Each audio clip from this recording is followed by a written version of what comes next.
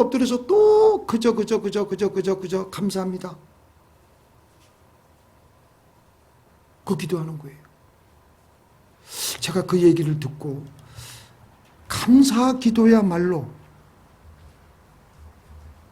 오래 하면 오래 할수록 이 기도야말로 참 능력 있는 기도이다.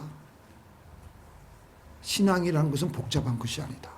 하나님께 하루 일과를 쭉 돌아보면서 감사하는 거예요.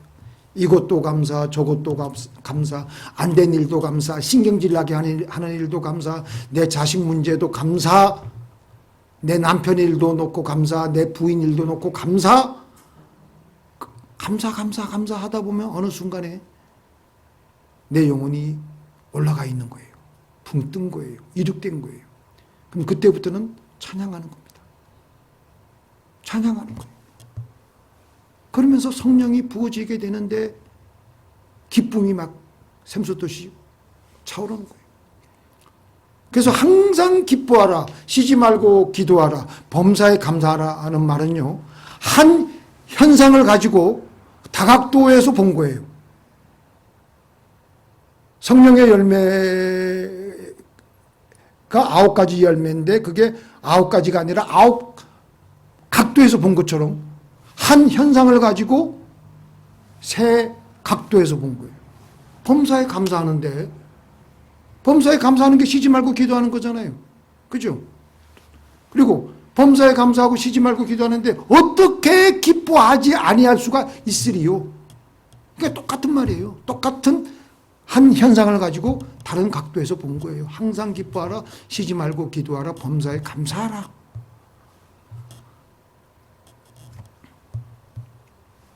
감사함으로 우리의 영혼에는 생각의 발상의 전환이 이루어지게 됩니다.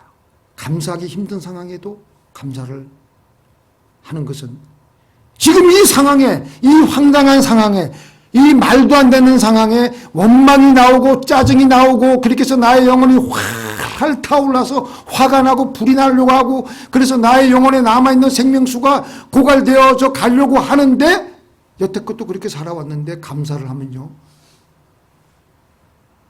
핸들에 내 영혼의 핸들을 급선회를 하는 거예요. 급선회. 방향을 바꾸는 겁니다. 근데 우리 약한 본성은요, 본능적으로 하나님을 거부하기 때문에 그런 상황 속에서 하나님을 떠올리고 하나님께 감사하는 것이 황당한 거예요. 다른 사람들 비웃는 거 생각하죠? 그리고 나도 내 자신을 볼 때 비웃게 되고죠. 그럼에도 불구하고 믿음으로 감사하면 우리의 생각이 전환되어지고 발상이 전환되어지고 하나님의 은혜가 스며들기 시작하며 하나님께 찬양을 하기 시작하게 되고요. 기적이 일어나게 됩니다. 제가 한 얘기를 또 한번 소개하겠습니다. 갑자기 온 전신이 마비가 되어가지고 휠체어에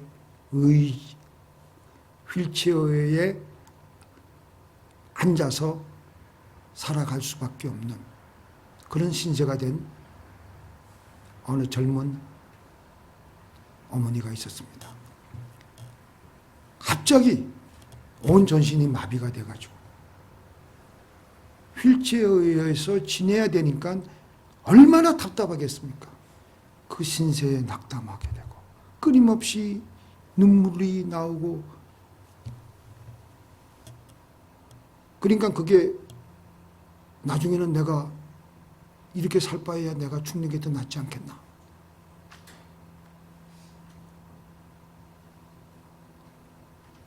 저 그런 생각을 했어요.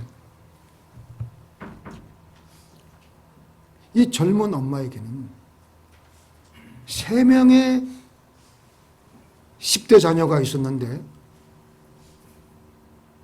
그 3명의 지금 한참 자라나는 청소년 그 아이들에게는 엄마의 손길이 얼마나 필요합니까?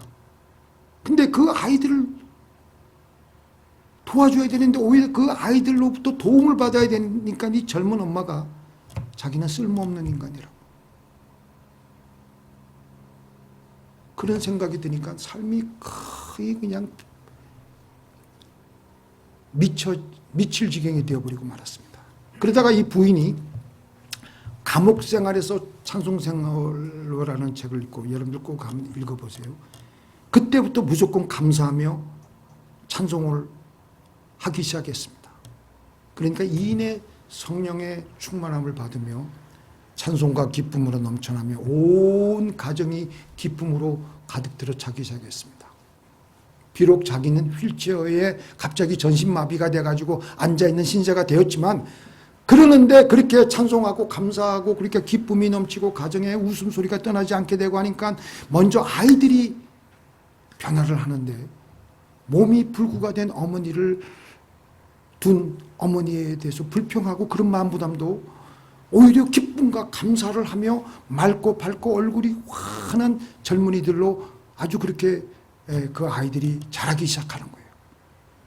그리고 어머니도 감사와 찬양을 통해서 끊임없이 흘러들어오는 기쁨을, 하나님이 주시는 기쁨의 맛을 보며 생활이 점점 정돈이 되어가고 안정이 되어가는 거예요. 그런데 이제 어느 날 친구들이 찾아와서 우리 그럴 게 아니라 하나님께 당신이 다시 일어나게 해달라고, 같이 기도하자고 그렇게 기도하기 시작했습니다. 얼마나 좋은 일입니까? 그리고 이 젊은 어머니도 그때부터 자기 그 휠체어에서 더 이상 앉아서는 안 되겠고 이제 아이들도 자기가 돌봐야 되겠다고 해가지고 그렇게 병이 나면 얼마나 좋겠나 싶어가지고 치료에 관한 책을 읽으며 예수님이 어떻게 병자들을 고쳤는가에 대해서 그 여러 가지 책을 읽으며, 그리고 주변에 있는 목사님들에게 편지를 띄워서 자문을 구했습니다. 그러면서 이 어머니가 나도 나을 수 있다는 믿음이 자라기 시작했어요. 빠른 시일 내에 몸이 건강해지고 회복되어서 마침내 자녀들을 돌볼 수 있겠다, 그런 믿음을 가지게 되었습니다. 그런데 그때부터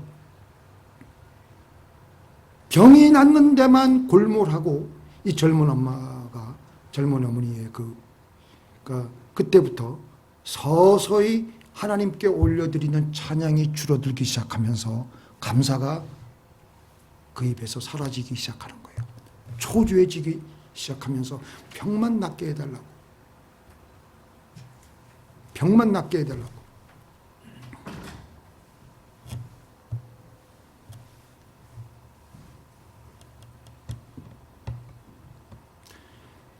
그러면서 어떻게 쓴지 병만 낫게 해달라고 조급하게, 때로는 절박하게 기도했습니다.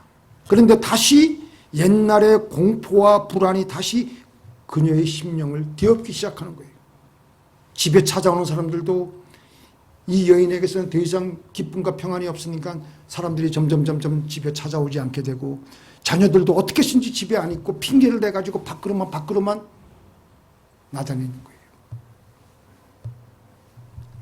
다시 이 여인에게는 처음에 자기가 전신마비가 걸려가지고 휠체어에 앉게 되었을 때 그때의 공포와 불안이 다시 밀려들어오는 거예요.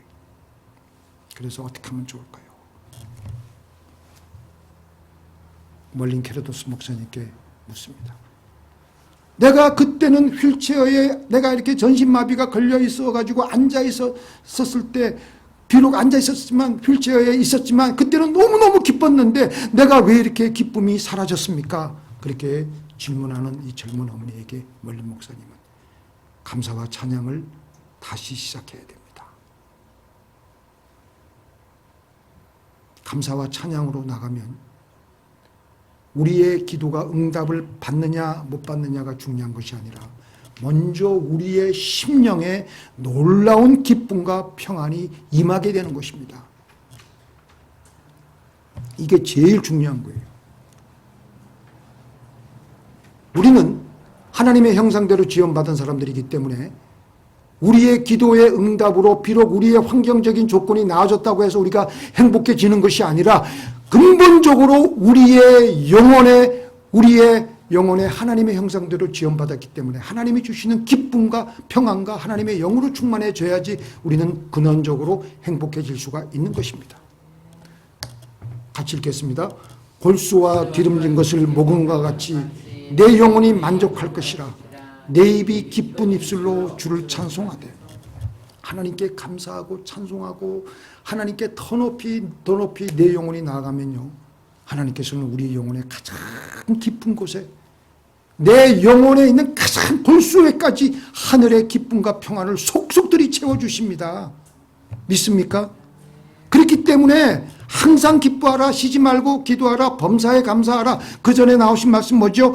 다른 사람에 대해서 오래 참으라, 선을 쫓으라. 이것은 그리스도 예수 안에서 너희에게 향하신 하나님의 뜻이니라. 그래야지 너희들이 가장 행복하게 살 수가 있기 때문에, 그렇게 살아감으로 우리에게 하나님의 좋은 성령을 부어주시려고, 우리의 영혼이 만족하게 하시려고 그렇게 하신 것입니다. 골로새서 4장 2절에 보니까 같이 읽겠습니다. 기도를 항상 힘쓰고 기도에 감사함으로 깨어있으라. 저는 그 전에 이 말씀이 무슨 말씀인지 모르겠는데 기도를 그냥 하면 되는 줄 알았어요.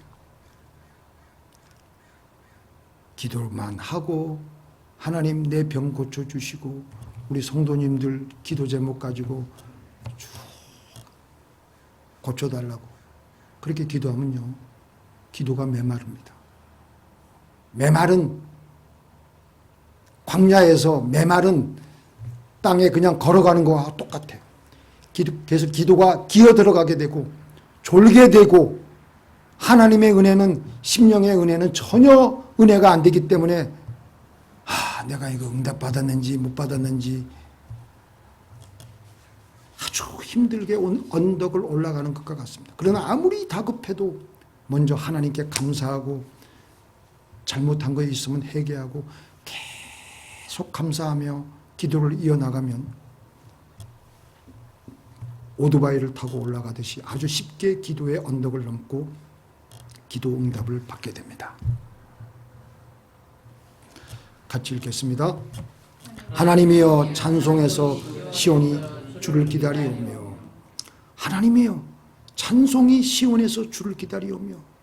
우리 기도 응답을 기다릴 때 그냥 기다리지 말고 감사하며 찬양할 때, 조급하고 막 그거 안 받으면 그냥 막 죽을 것 같이 그렇게 하지 말고, 주신 자도 여호와시요 취하신 자도 여호와시니 주 여호와의 이름을 찬송할지니라. 그 마음으로 하나님께 찬양하고 하나님께 나가는 거예요.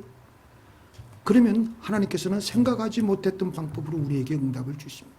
우리 예수님이 오병이어를 오병이어의 그걸 들고 어떻게 기도하셨습니까? 어떻게 기가 막히게 기도하셨어요.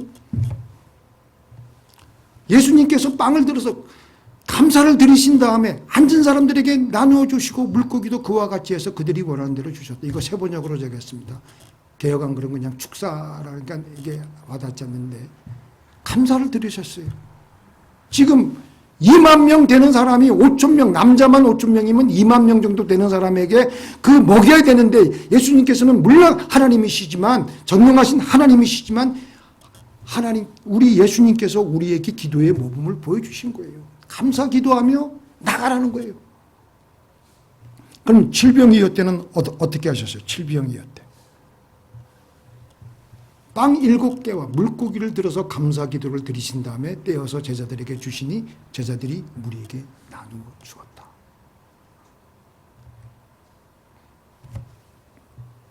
이번 주간도 감사와 찬송으로 우리의 심령에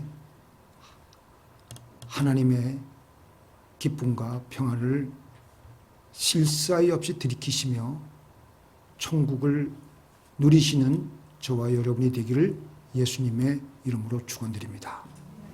기도하시겠습니다. 전능하신 하나님,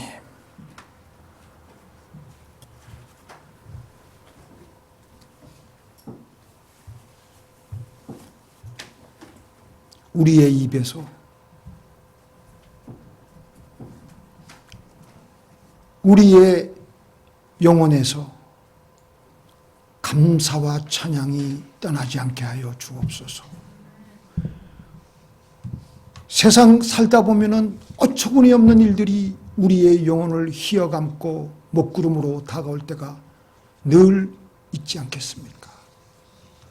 그러나 더 좋게, 더 크게 그 모든 것을 만들어 주실 하나님께 감사드리며 나아가는 복된 우리의 심령 하나님 되게 하여 주시옵소서. 아버지 하나님시여, 범사에 감사하라. 아버지 하나님, 믿음을 주시고 범사에 감사함으로 이 세상을 살아갈 때 놀랍게 하나님이 주시는 평안과 기쁨 가지고 살게 하여 주시옵소서. 예수님의 이름으로 기도를 드리옵나이다.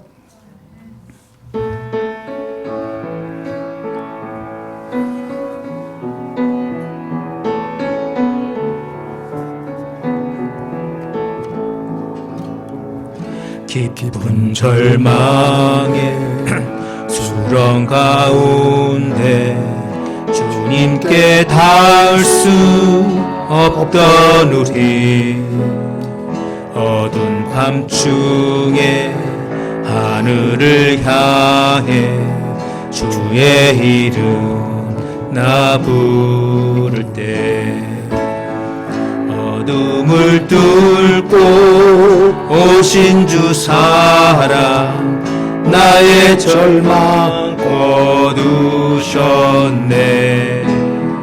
주님의 공로 다 이루셨네. 주 예수 나의 산소망.